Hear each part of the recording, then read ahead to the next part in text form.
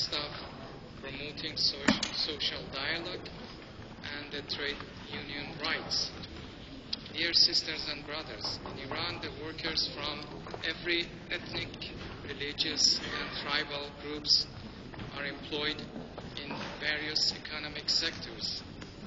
Thus, the international crisis, together with economic sanctions and pressures, harm grassroots of the communities across the country, urban and rural, east and west, north and south, no matter what religious, tribal, and ethnic affiliations they attach to.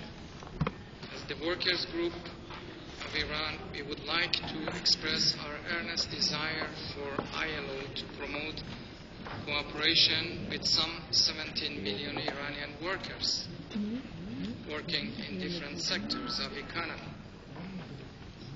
To close the doors to our workers shall not be an option.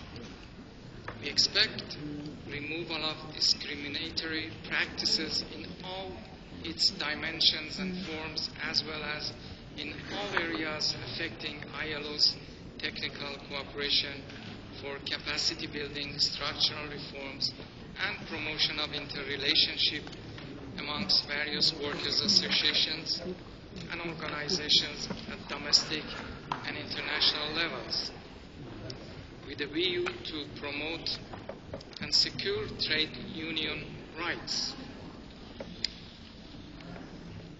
Mr. Chairman, due to occurrence and frequency of economic and financial crises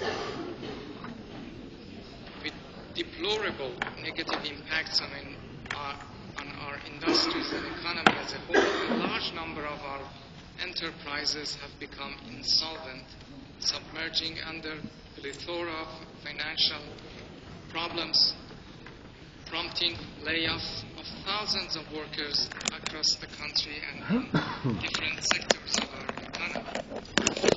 Our hard-working brothers and sisters in Iran are grappling with hardships emanating from low wages, unemployment, and underemployment, all spin-offs of the global crisis and international pressures.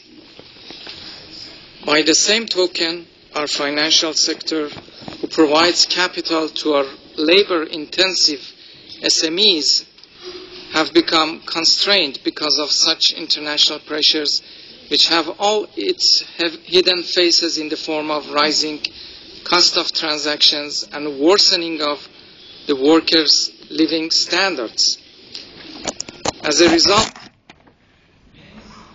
enterprises which have provided jobs and incomes to thousands of households across the country actually face increasing capital shortages, becoming either paralyzed and doomed to insolvency and closure, or have to reduce the level of their activities and number of employees as well.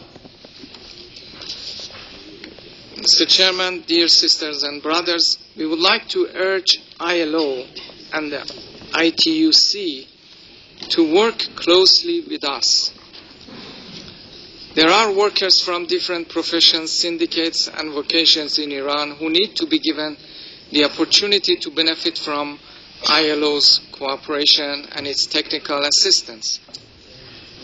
We remain determined to actively participate in social dialogue and to promote it with the objective of securing workers' and trade unions' rights and towards achieving a higher standard of living for our workers.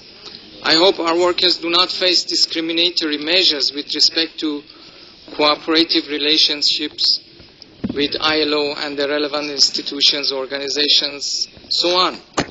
We appreciate the recent steps taken by the government to amend Iran's labor law with respect to the freedom of associations. We hope further steps are taken by the government to amend rules for temporary contracts and to further extend social safety net to vulnerable groups as well in the backdrop of the current crisis.